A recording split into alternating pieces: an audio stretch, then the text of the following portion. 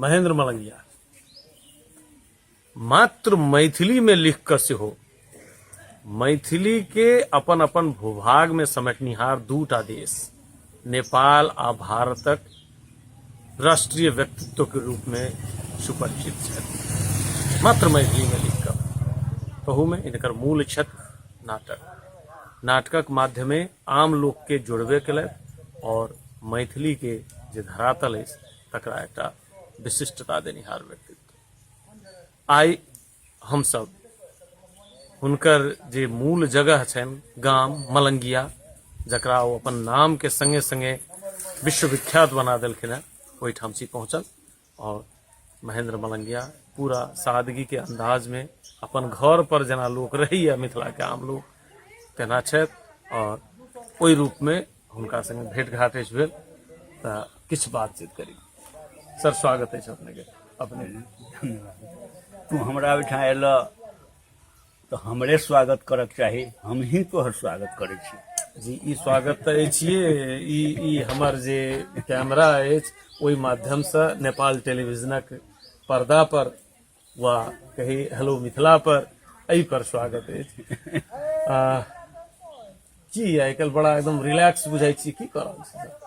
Relax एहि दुआरे छी जे दुइये प्राणी छी एहिठाम, बच्चा बुच्ची सब केओ अइ नहि। दू प्राणी भेनाइ मने रिलैक्स रिलैक्स भेलै ने धिया पुता से रहिते उम्हर आबि कऽ अथी करते उम्हर आबि कऽ हल्ला करते डेटतियै है जो उम्हर से सब किछु नहि। बहुतो के ई रहै छै जे नहि दुइये प्राणी कौआ काठी जकाँ बैसल रहै छी, बुझू जे की करब की नहि करब तेहन अवस्था में रहै छी। एहन में तऽ आर मोन औनैत बौआइत रहऽ के चाही। नहीं तो हमरा लेल कौआ काठी वाला नहीं, हमरा तो बड़ा आनंद है। किताब सब है, किताब सब पढ़ैत रहे छी, लिखैत रहे छी, ई सब तो एही में हम व्यस्त रहे छी। किछु समय बाँच जाइए तो खेत दिस चल जाइ छी, खेती करै छी।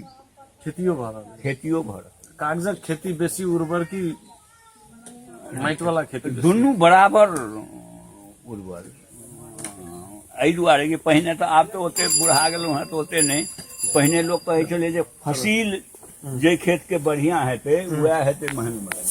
बस फसिल जे खेत के बढ़िया हेतै वएह हेतै महेंद्र मलंगिया। माने महेंद्र मलंगिया के ओ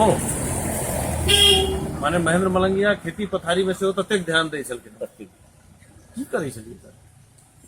मतलब वैज्ञानिक ढंग से खेती केलहुँ, हाँ तो उपज बढ़िया होइ छलै। तो लोग सब कहबो करै छलै जे की दऽ दै छियै अपने, बोली जाए तू सब ले चलते हम दै छियै, लेकिन टाइम पर ककरा की भेटल चाही से करै छलियै। तो साहित्य में जो महेंद्र मलंगिया के नाम वा कृति समग्र में महेंद्र मलंगिया के उर्वर मानल जाय छै, तो में एही तरह कोनो वैज्ञानिक ढंग छै की छै एकर सूत्र की छै? देखऽ हम जे भाषा लै छियै एहिठाम बैस गेलहुँ पढ़ैत रहलहुँ आ एहि बाटे जतेक लोक जाइत रहै छै बजैत ओकर सुनैत रहै छी। आम लोक के हम अथी ओकरासँ जोड़ैत रहै छी। एकटा बात तोरा कहि दिअ, एहिठाम अथी दूटा महिला चल जाइत रही, हाँ तो कहे देख हम ओकरा बेटी के डिब्बा वाला साड़ी डिब्बा में हमरा बेटी को बिना डिब्बा वाला साड़ी डिब्बा वाला साड़ी के ओकर तात्पर्य है डिब्बा में जे रहते वो साड़ी पर। ई मानसिकता जे छै एकर सबके शब्द जे निकलै छै, हाँ ओ बड़ा अथी छै। जेना बच्चे छै एहिठाम देखो दूटा कुकुर के बच्चा छै, हाँ वो सब जेते ए जानू एहि कुकुर के बच्चा है, एहि पिलिनिया के बच्चा है, तो जानू शब्द बैसल करै छै। तो एहि ओकरा सबसे हम शब्द सीखै छी। आब जेना कहबह जे साँझ पड़ि गेलै, तो वो सब कहते ये एखनी तो 2 बेर हाफ डाउन कर। 2 बेर हाफ डाउन माने अप डाउन के वो सब हाफ डाउन।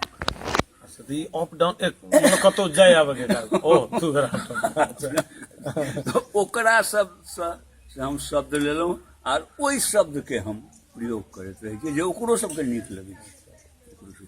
ई हाफ डाउन वाला वर्ग में जाकर अपने अथी में गेलिए कि नहीं सर? जना अखन रामदेव के योग तो खूब प्रसिद्ध है, अपने सेहो करै छी नहीं योग नहीं करी छी। लेकिन एकदम ई तंदुरुस्त हम सब वास्तव में 20 वर्ष 25 वर्ष से एही रूप में देख रहल छी, बल्कि आर कनिक बेसी स्फूर्ति वाला एकदम जवान जकाँ बुझाइ छी सर। तऽ कहलियो ने जे खेती करै छी, खेत में गेलहुँ अथी केलहुँ, आरि कोन बना लेलहुँ, घास रहल तकरा उजारि देलहुँ, तऽ फिजिकल लेबर तो हमर जोग उएह भऽ जाइए। हम ओहिमे एहि दुआरे एलहुँ जे रामदेव के जे किछु सूत्र सब छै, जेनाकि ओ भाथी मारय वाला की कहल जाइ छै, अनुलोम ई कपाल भाती ई अपना सबके भाथी संगे मिलैया, आ ओ वास्तव में ओकर कार्य प्रक्रिया सेहो ओही तरह छै। कपाल भाती आ दोसर अनुलोम विलोम, तऽ एकर नाम सेहो हम एही तरह सुनने रहियै, अलंग विलंग के लिए पैना भऽ गेलै अनुलोम विलोम के। इहो सब कहीं आयल है। ओहि जोग दिस हम कहियो गेलहुँ आ ने हम ओ पढ़लहुँ, ने भाथी चलेलहुँ ने अलंग विलंग केलहुँ। हाँ, आब एकटा बात इहो छै जे काँच कर अथी के पाकल करची के या सुखायल करची के तू लिबे भक तो लिबते, काँचे करची लिबै छै, भिजा के लिप सकते वो नहीं लिबते। तो आब हमर अवस्था 71 में हम जा रहल छी, आब हम की जोग करब, आ ने हमरा बुते अब जोग कैल है तो अथी कऽ कऽ, तो जएह जोग करैत एलहुँ वएह जोग करी। चलल जाय। ई खेती पथारी भइए गेल, आ ई जे लेखन पढ़न वाला जोग छै सेहो चलिए रहल अछि। अखन एहिमे विशेष कोन चीज पर लागल छै सर? एखन हम डाक पर लागल छी। डाक के वचन सब जे डाक वचन सब, डाक के छलै, डाक के शुरुआत कतऽ से भेलै, केओ डाक के एकटा व्यक्ति मानै छथिन, हम ओहि व्यक्ति के रूप में डाक के स्वीकार नहीं करै छियै, हम ओकरा महापात्र के रूप में स्वीकार करै छियै, जकरा कि कंटाह कहल जाइ छै। तो महापात्र व्यक्ति नहीं होइ छला? व्यक्ति डाक एना छलै, डाक नामक केओ एकटा व्यक्ति रहै, से बात नहीं छलै, ओ एकटा समुदाय छलै। अच्छा, मौर्य काल में की होइ छलै तऽ दार्शनिक वर्ग होइ छलै, ओकर काज छलै श्राद्ध करौनाइ, शीत के आंधी के एकर सूचना ओ जजमान सबके दै छलै।